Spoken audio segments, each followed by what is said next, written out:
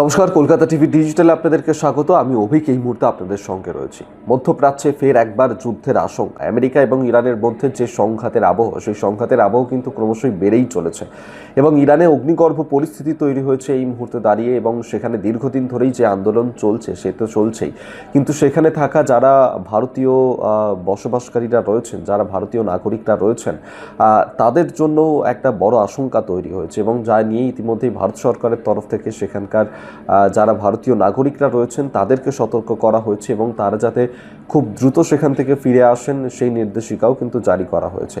এর আগে আমরা গত জানুয়ারি মাসে দেখেছিলাম যে ইরানে যেহেতু আয়াতুল্লাহ খামেনি, তার বিরুদ্ধে যে আন্দোলন, সেই আন্দোলন ক্রমশই আরও দীর্ঘ আকার নিচ্ছে এবং সেই ব্যাপক আকারের যে এই আন্দোলন প্রতিবাদ, এবং সেখানে একটা বিশাল বড় অংশ তারা চাইছেন সেখানে যাতে রাজতন্ত্র প্রতিষ্ঠিত হয়, এবং সেই সংঘাতের আবহে সেই সময় একটি নির্দেশিকা জারি করা হয়েছিল সেখানকার যারা ভারতীয় নাগরিকরা রয়েছেন তাদের জন্য, এবং খুব দ্রুত যাতে ভারতীয় নাগরিকরা সেখান থেকে ফিরে আসে সেই কথাও বলা হচ্ছে। এবং এই যে ইরানের যে এই অগ্নিগর্ভ পরিস্থিতি, সেখানে আয়াতুল্লাহ খামেনির বিরুদ্ধে যে প্রতিবাদ চলছে, এবং সেই প্রতিবাদে কিন্তু আমেরিকা তারাও তাদের পাশে রয়েছে প্রতিবাদীদের, এবং ঠিক কোন জায়গা থেকে এই সংঘাতটা তৈরি হয়েছিল সেটাও আপনাদেরকে বলে রাখবো যে এই যে দুই দেশ ইরান এবং আমেরিকা, তাদের মধ্যে যে পারমাণবিক কার্যকলাপ, সেই কার্যকলাপ নিয়েই দুই দেশের মধ্যে একটা সংঘাতের আবহ তৈরি হয়েছিল।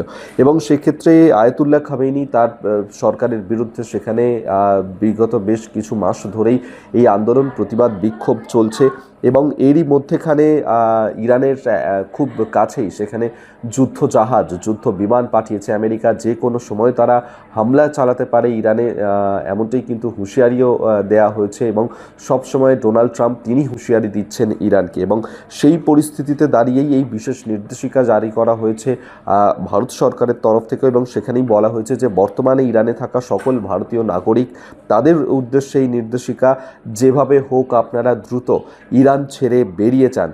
নিজেদের পাসপোর্ট, পরিচয়পত্র, অভিবাসন সংক্রান্ত যা যাবতীয় নথিপত্র রয়েছে তা নিজেদের কাছে রাখুন, এবং ইরানে এই যে সমস্ত জায়গায় বিক্ষোভ হচ্ছে সেই সমস্ত জায়গায় বিক্ষোভ এড়িয়ে চলুন।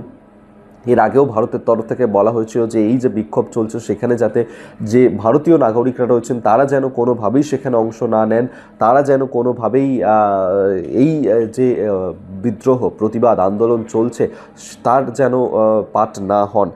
এবং ইতিমধ্যেই দূতাবাসের তরফ থেকে হেল্পলাইন নম্বরও চালু করা হয়েছে বেশ কিছু, এবং সেক্ষেত্রে সেই যে হেল্পলাইন নম্বর সেগুলোও আপনাদেরকে বলে রাখবো, যেটা হচ্ছে 989128109115, এই একটি হেল্প নাম্বার। তার পাশাপাশি আরও একটি হেল্প নাম্বার হচ্ছে 989128109109, এই একটি হেল্প নাম্বার। আরও যে দুটি হেল্প নাম্বার চালু করা হয়েছে 989128109102, এর পাশাপাশি 989932179359।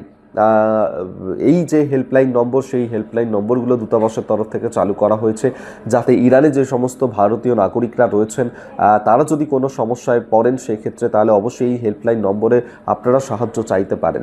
তবে ইরানের পরিস্থিতি ক্রমশই অগ্নিগর্ভ হচ্ছে, আমেরিকাও যে কোনো সময় হামলা চালাতে পারে ইরানে, এবং সেই সমস্ত কিছু মিলিয়ে যে সংঘাতের আবহে এই মুহূর্তে তৈরি হয়েছে তাতেই ভারতীয় নাগরিকরা, তাদেরকে এই মুহূর্তে সচেতন থাকতে হবে, এবং সেখান থেকে যত তাড়াতাড়ি সম্ভব তারা যেন সেখান থেকে ফিরে আসেন, তেমনটাই কিন্তু ভারতীয় দূতাবাসের তরফ থেকে নির্দেশিকায় বলা হয়েছে।